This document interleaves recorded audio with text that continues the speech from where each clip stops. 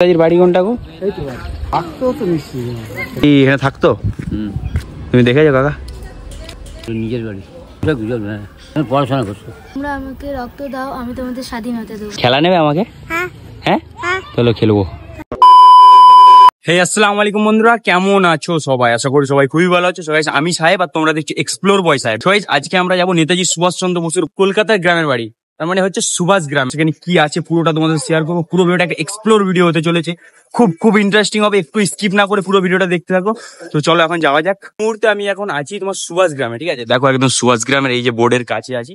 এখান থেকেই আমরা যাবো নেতাজি সুভাষচন্দ্র বসুর বাড়ি। এই যে স্টেশনের এই দিক থেকে যেয়ে বেরিয়ে তারপরে কোনো অটো ধরে যাবো। যারা আসবে তাদেরকে শিয়ালদার দিক থেকে হলে তোমাদের বজবজ, ক্যানিং আর সোনারপুর বাদ দিয়ে যে কোনো ট্রেনে আসবে সুভাষ গ্রামে আসতে পারবে। সোনারপুরের পরের স্টেশনই হচ্ছে সুভাষ গ্রাম। অ্যাকচুয়ালি শিয়ালদার দিক থেকে এলে কিন্তু তোমার ট্রেনগুলো ওই দিকে নামায়।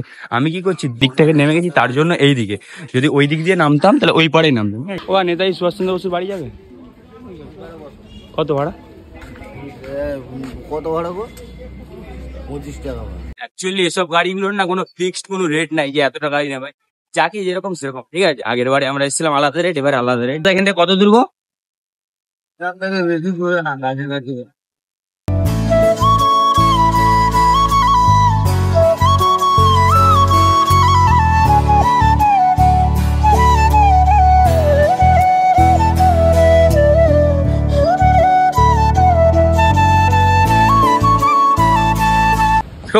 এই যে এই রাস্তাটা দেখতে পাচ্ছ, এটা হচ্ছে তোমার আসছে সুভাষগ্রাম স্টেশন থেকে, ঠিক আছে? এই রাস্তা ধরে যেতে হবে দিকে। চলো নেতাজির বাড়ির দিকে এখন যাবো। আর এলাম, জিজ্ঞেস করলাম যে এখানে কি নেতাজির বাড়ি ছিল না নেতাজির মামার বাড়ি ছিল। এটা নেতাজিরই বাড়ি। সুভাষগ্রাম নামটা হচ্ছে সুভাষের গ্রাম, তার জন্য সুভাষগ্রাম, ঠিক আছে? তো সামনের দিকে বাড়ি, আর পেছন দিক থেকে বাড়ির লুকটা দেখো। এই যে এই বাড়িটা। নেতাজির বাড়ি কোনটা গো? এই তো বাড়ি। নেতাজি থাকতো এখানে? থাকতো তো নিশ্চয়ই। হ্যাঁ থাকতো বলে তো এই বাড়ি হয়েছে। আচ্ছা না, আমি শুনছি মামার বাড়ি, ওই জন্য জিজ্ঞেস করছিলাম।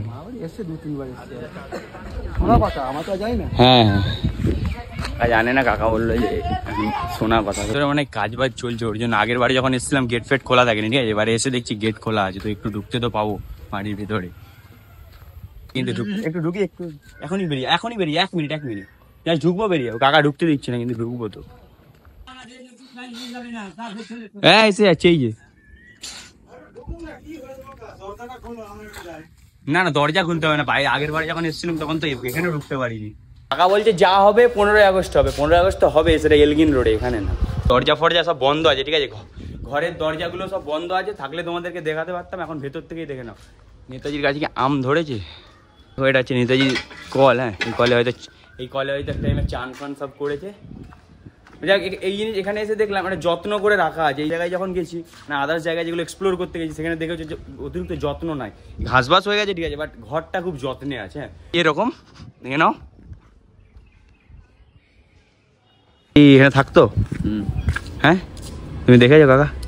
তুমি দেখেছো নেতাজিকে? বাবা, তোমার বাবা? আচ্ছা এটা মামার বাড়ি না নিজের বাড়ি? এটা নিজের বাড়ি। আর এলগিন রোডেরটা? ওটা ওখানে চলে গেছে। মানে চলে গেছে। অ্যাকচুয়াল বাড়ি বলে যে কটকে তো জন্ম। এখানে চলে এসেছিল পড়াশোনা করতো। আচ্ছা এখানে পড়াশোনা করতো। তা তোমার সুভাষ গ্রামের নামটা এই এর জন্যই হয়েছে, সুভাষ গ্রাম। আগে এখানে দায়িত্ব আছো? আমি কেয়ারটেকার। ও কাকা হচ্ছে এখানে কেয়ারটেকার, মানে এখানে দেখাশোনা করে।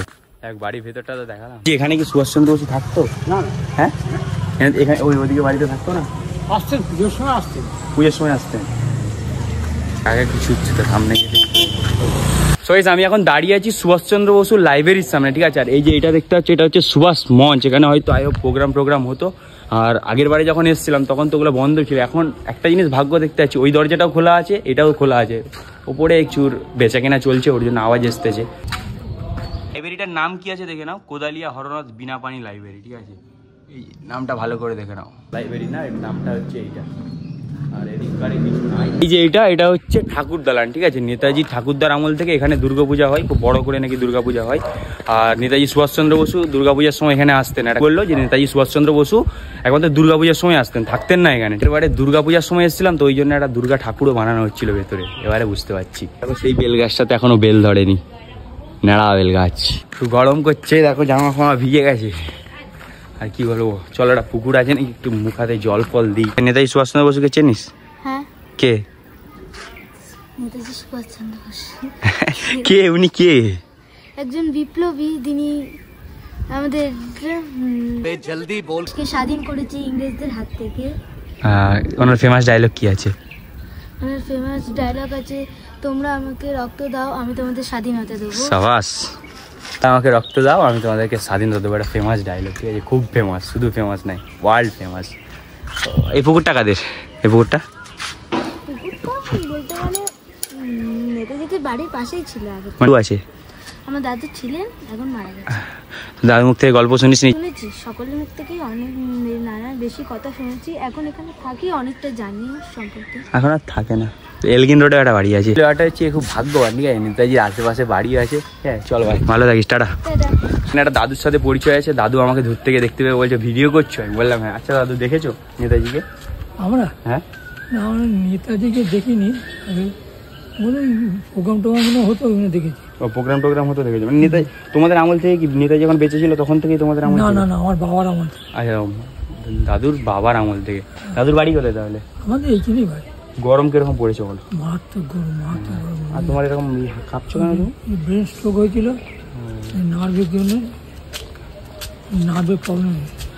ঠিক আছে। কোথায় বাড়ি কোথায়? আমি গড়িয়ায় থাকছি, আমার বাড়ি মেদিনীপুরে। ও আচ্ছা, আমার ঐতিহাসিক এলাকা আছে। আমি লক্ষ্মী ছেলে। ঠিক আছে, আসছি। হ্যাঁ, দেখতে পাচ্ছ, ঠিক আছে? এই মাঠটার নাম হচ্ছে নেতাজি মাঠ। দেখো প্রুফ দিচ্ছে, দেখো এই নেতাজি মাঠ স্থাপিত 1958, ঠিক আছে? অনেক আগেকার মাঠ।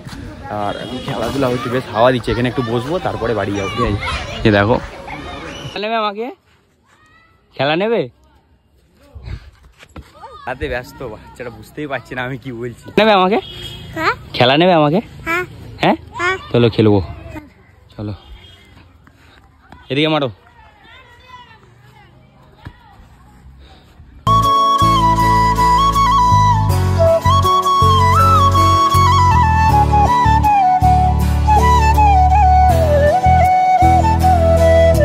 দেখো, এখানে এসে নেতাজির ঘর দেখা হলো, খেলাধুলা হলো। এখন খেলে ধুলে এখন ঘাম ফাম দিয়ে দিচ্ছে, ভিজে গেছি। এখন বাড়ি যাবো, ঠিক আছে? যতটা পেরেছি এক্সপ্লোর করেছি, সেরকম কিছু দেখতে পাইনি। বাড়ি আছে, লাইব্রেরি আছে, আর একটা ওই পুজোর জন্য দালান কুটো আছে, ওইসবই আছে। তোমাদেরকে পুরোটা দেখালাম। একটা কথা তোমাদেরকে বলতেই পারি, টুরিস্টরা যারা আসবে অন্যান্য দিন না আসাটাই বেস্ট। কেননা এখানে তোমার 15ই আগস্ট আর 23শে জানুয়ারি বাদ দিয়ে ফর্জা সব বন্ধ থাকে। তোমরা বাইরে থেকে বাড়ি দেখতে পারো, ভেতরে রুম টোর হলে বেশ ভালো। এবার বাইরে থেকে দেখে তোমরা কি করবে, তাই না? বাইরে থেকে দেখে তো সেরকম কিছু নাই। বাইরে থেকে কি দেখবে? একটা বাইরে থেকে বাড়ি, আর এদিকে লাইব্রেরি, আর একটা দালান কুটো, সেরকম কিছু নাই। তো হলে তোমাদেরকে 15ই আগস্ট আসতে হবে, না 23শে জানুয়ারি আসতে হবে, ঠিক আছে? এই দুটো দিনের মধ্যে আসো, দরজা ফরজা মানে সব খুলবে, রুম টুর করতে পারবে, বেশ ভালো লাগবে। সো গাইস, ফাইনালি ভিডিও তুলে নিয়েছি। সো জানি না কীরকম তুলেছি, অনেকটাই এক্সপ্লোর করার চেষ্টা করি, যতটা পেরেছি নিজের সাধ্যমতো ভিডিও করার চেষ্টা করেছি। আর ভিডিওটা কেমন হয়েছে অবশ্যই কমেন্টে জানিও। আর ভিডিও ভালো লাগলে বারবারই তো বলি প্রতিবারের মতো, ভাইয়ের চ্যানেল কী করতে হবে তোমরা জানো, লাইক কমেন্ট সাবস্ক্রাইব। 100 সাবস্ক্রাইবার পূরণ হচ্ছে। দেখো, আমি একটা নতুন ক্রিয়েটার হিসাবে 100 সাবস্ক্রাইবার অনেকটাই। যারা সাবস্ক্রাইব করেছো তাদেরকে দিল থেকে থ্যাংক ইউ।